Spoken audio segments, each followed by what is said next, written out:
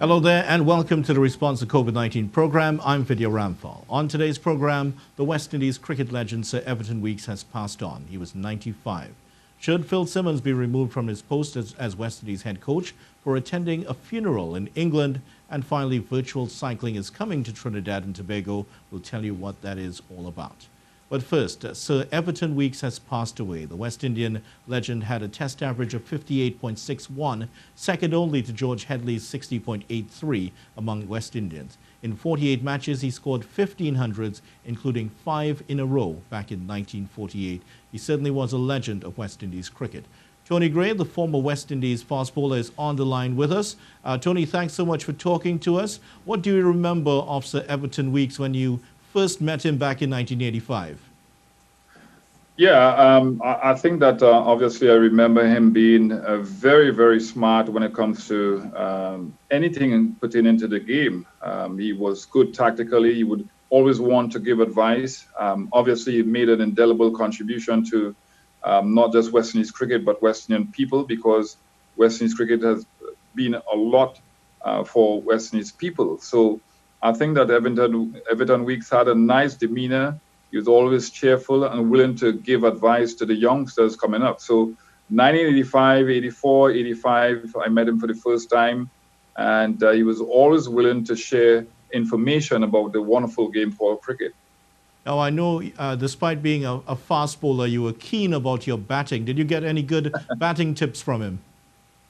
Yeah, I remember him telling me that I need to concentrate harder and take it seriously because, you know, a lot of times you have low order batsmen, fast bowlers or spinners. They don't concentrate, you know, seriously on the batting and improve their batting. So he gave me that advice, and he's always willing to talk about the details of batting too. It's not just about, you know, talking about cricket, but he would go into more details about batting. And you can tell that he loved it. Yeah, he certainly did love it, and I mean, batting loved him too. During that immortal tour to India, for instance, he would have scored 400s in a row to go with another one he had in the West Indies against England, and he was actually on his way to 600s in a row when he was run out for 90. Now, he says that if umpiring review was around in those days, he would have been not out. So he could have possibly had 600s in a row. Do you think anyone's ever going to break that record? It's going to be very difficult. The probability exists that they wouldn't come close to it because, as I mentioned before, batsmanship is a lot of different things. It's very complicated at times. You have to make a lot of adjustments to the opposition that you're playing, in the conditions that you're playing on, and you have to concentrate very hard to get to 1 century, to get to 2 centuries, and then to 3 centuries, and 5 centuries. I think it's going to be very difficult to somebody to eclipse that record, or even come to 5 centuries in a row. And where does he stand, Tony, Sir Everton Weekes, in the pantheon of great West Indies batsmen? Where does he stand for you? I think that a lot of people talk about Sir Vivian Richards, they talk about Brian Lara, and they talk about their accomplishments, the excitement they showed. But I think that when you have an average of 58 in Test match cricket, it tells a lot about your all-round batsmanship and your ability to be consistent. And you know, batting is really about runs. So I think that he's high up in the list. And what a wonderful contribution. In those days, they didn't play a lot of Test matches. To play 48 Test matches, it shows, you know, that he was a true professional. Yes, he certainly was, and I did have the pleasure of meeting him one time, and my enduring memory of him is to see him giving a speech, and he would stand at an attention while giving the speech. And I remember that he was a soldier for a long time in his life, so he certainly did exhibit all of those. But we would like to take you in a different direction now, Tony, as we talk about one of the topics that we would have contacted you about earlier today, and that is the president of the Barbados Cricket Association calling for the immediate removal of Phil Simmons as head coach of the West Indies. Now, he described Simmons' decision to attend a family funeral as inconsiderate and reckless, and claimed it was endangering the lives of the touring party. Now, as you know, Tony, Phil was allowed to leave the West Indies training base to attend the funeral of his father-in-law. Now, he went into quarantine upon his return. He's had 2 COVID tests since Friday, and he was due to have another one today before rejoining the squad ahead of the 3-match series. Now, what do you consider his actions of going to the funeral of his father-in-law inconsiderate and reckless to start with, and did it endanger lives? No, not really. I think that those statements made by the Barbados president is a harsh one. I think that if it was pre-planned and they knew that Philip Simmons' father-in-law was very ill and he could have passed away at any time, and they gave them permission before the tour started, I don't think that you can say that he should be fired. I think those are harsh statements, and you don't want that distraction now when the team is preparing to play those 3 very important test matches against England. I think when you look at the coaching staff also, you have people there who can see about the team for about 7 days when Philip Simmons quarantines himself and he gets the necessary tests and that sort of thing. So I don't think that he's endangering the lives of the players or the staff there. I think it was pre-planned, and I think those words are very harsh and should not have been said at this point in time when the team needs to focus. They don't need any distractions. Yeah, you said a lot there, Tony, and a lot of good stuff there. Let's start off with the immediate removal part. So you clearly believe this should not be grounds for his removal at all. I also find that very harsh to say. Yeah, you've been given the permission from the medical staff, the CWI staff, and the CWI administration. So I don't see it, being a problem at all. That was pre-planned, and I think that Simmons did the right thing. And as I said before, when you have to come up against the likes of England in English conditions, and you have a young team, 25 players on tour, 14-member team, and then you have 11 reserves. You want them fully focused, and you don't want any distractions at all. And I think it's a bit harsh. And somebody of that nature, who's president of a board, should understand that he has to focus on doing the best thing that he can do for West Indies cricket and not criticizing destructively. I think there was a harsh criticism, and that should never been said. Right, and Mr. Riley's comments have resonated here in Trinidad and Tobago. But just to ask, in terms of the Cricket West Indies, should they have given Phil permission, though, or how much do you weigh that against the human side of it? Because from what I understand is that Phil was very close to his father-in-law. Yeah, and in fact, I knew his father-in-law. In fact, it's a funny thing because I was playing for Surrey back in 1985, the first year I played for Surrey, and Philip Simmons stayed at the YMCA in Wimbledon, London, and he was there attending the Alvaro Cricket School. And I remember the first person that he told that he met his wife today, the person that he was going to marry. He met a woman today that he was going to marry, and that was his wife now. And I met his father-in-law, and his father-in-law was very close to Philip Simmons. So he's in England already. It's not like he has to fly back home. So I think that, 7 days, 8 days away from the team, and he's close to the team via social media and things like that, and the telephone. He's close to the game when it started yesterday, the 4-day game. So he's viewing the 4-day game. And all he has to depend on now is the astuteness and the experience of the other coaches. And the other coaches, Eswick, he has been assistant coach for a while. Floyd Reefer has gone with the West Indies senior team. So it's not a problem at all. It was well organized, and he took the necessary tests. And I don't see it being a problem at all. Well, there's a little bit of a backstory to this whole thing. Now, remember, Phil, during his first term, was fired under the presidency of Dave Cameron, and Mr. Riley has been revealed as a supporter of Mr. Cameron. He nominated him, and Mr. Cameron also is interested in the presidency of the ICC at this time, and the West Indies board is still yet to make a pronouncement on that. Is this a case of old grouses in West Indies cricket being aired once again in this particular issue?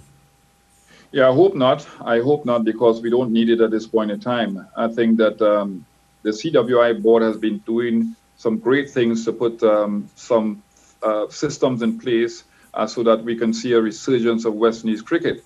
As I said before, it's a great opportunity for players in England, young players, 25 of them, to gain the experience of playing in English conditions and playing Test match cricket. And you don't want a distraction. So I hope it is not, undermining Phil Simmons in any way. And I hope that, it's just a case of an emotional statement made that was not really thought of. Yeah. Now, turning to the tour itself, the West Indies, of course, they've not won a Test series in England since 1988. That's a very, very long time. And this was just 3 years after the West Indies would have whitewashed England, if you remember. Any chance do you see of the West Indies retaining the Wisden Trophy, which, of course, we won after beating England at home 2-1 last year? Well, it depends on how well the team prepares. Obviously, English conditions are extremely different conditions to the conditions here in the West Indies. And you had a month to prepare for the first Test match, which starts on the 8th of this month. Which is a couple of days away. And it really depends on how well the team prepared. But I think that when you look at it, we have talented players. It will be down to our batting, really. If we can go out there and score at least 300 runs, 350 in each innings, we stand a chance, because we have some bowling potency. We have a good group of fast bowlers, and we have some good spinners who can take wickets at that level. So it really depends on how well we catch the ball in those cold climatic conditions and how well we bat. We need runs on the board. Yeah, we certainly do. Now, England are without Joe Root, and they have Ben Stokes installed as the captain for this match. Joe Root, interestingly, is out because he's there to witness the birth of his second child. It's for family commitment, similar to Phil Simmons, and he was allowed by England to leave. Is this the best time to play England with a new captain in and missing one of their prime batsmen? Yeah, it's the best time. Not only that, but you look at the fact that England has not played international cricket for a while because of COVID-19. We are also a team trying to get into rhythm to play the first Test match. The new captain on board, England, Ben Stokes, who's going to captain the side with the vibrancy and gusto that the way he plays. I think that most captains will captain teams in accordance to their personalities. But it's a good time to play against England, because Joe Root is not just the selected captain and he's been inserted for a while, but he has that mindset that brings the best out of the English players. And also, he's one of the main batsmen. He is the core of the English batting. And for him not to be there for the first Test match, I think that this is a great opportunity for the West Indies team to play against England and beat them in the first game. All right. Well, Tony, thank you very much for joining us today and for sharing your thoughts on the different matters. I will catch up with you soon once again.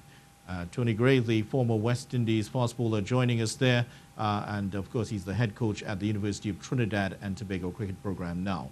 Now, coming up, what is virtual cycling, and will it catch on here in TNT? That's next on the Response to COVID-19 program.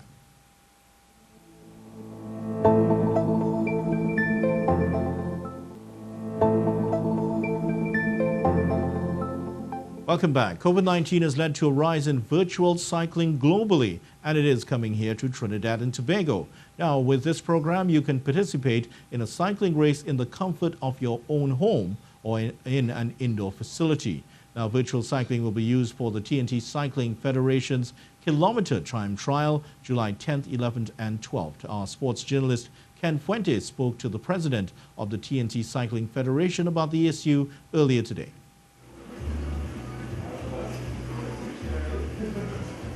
This virtual cycling event really was the collaboration between Indoor Cycle Works and the Trinidad and Tobago Cycling Federation. We saw this as an opportunity to be innovative in creating this event. We have had quite a challenge with the pandemic, and this offered us an opportunity to provide our membership, our athletes, with another opportunity to ride. Okay? The purpose of the event really is to, one, build the organization in terms of our capacity, because it's about helping creating recreational rides. Two, it's about former athletes who have, you have the long-term athletic development program. So you have somebody like Joshua who have been, a high performer on the national scene and international scene. And it's about having an opportunity to work with them in business opportunities. So that is something that transitioning into business. So we saw that as an ideal partnership. What has the response been like from the cyclists when they heard about it? It's something new to them. What was the response like from them in wanting to participate in something like this? Well, it's totally new. So while it's not new to some in Trinidad, because the platform have been used quite widely, and that's the Zwift platform. However, there are other platforms that you can use. So in the triathletes, they are using the platform quite a bit. And also, it's an introduction to our athletes. So it's something new, it's something innovative, and it's how do we explore that and build on that as we go into the future. And it's something you could use beyond the COVID-19 period as well. Of course. It's intended to go beyond the COVID-19. It's an opportunity to also do some talent identification, some testing, right? And also there are other simulators that we can provide. How does the Cycling Federation see this helping the young cyclists in particular? Well, as I said, one of the things is you have testing. So a device like that, and a Swift device like that, you have the special power output. So you can do that, because most training methods now work with the kind of power outputs that you have and increasing your wattage. That's important in cycling today, a scientific perspective. It also allows the younger athletes to be well monitored. So you have from the devices, you have a better monitoring mechanism, right? And you can train, if you're in school, you can train otherwise. So it's kind of ideal. Just for our recollection and for people to know, tell us about the event and what it entails and when is it again? Okay, the event is on the 10th, 11th, and 12th, right? That's the Friday, Saturday, and Sunday, over 3 days. The first event is a 20 kilometer time trial, right? We are saying that average between 30 to 40 minutes. Some of the better guys will do it a little faster, but we're still encouraging everyone to come out. And thereafter, we have a second event, which is a team trial. And then the third event in that cycle would be a group ride. So we are asking not only our members, clubs, but we are asking also those persons who I call the weekend warriors, come out, because we have a lot of guys riding, right, on the weekend. So it's an opportunity for them to come and try out, test yourself, right, see where you're at, and then you build from there. Well, thanks very much to Kent Fuentes for doing the interview with Joseph Roberts, the president of the TNT Cycling Federation, for us on the response to COVID-19 program. And we're trying to organize a virtual cycling race between Ruskin Mark and Kent Fuentes, but sorry, Kent, my money is on Ruskin. Well, thanks for joining us for today's program. I'm Vidya Ramphal. Bye for now.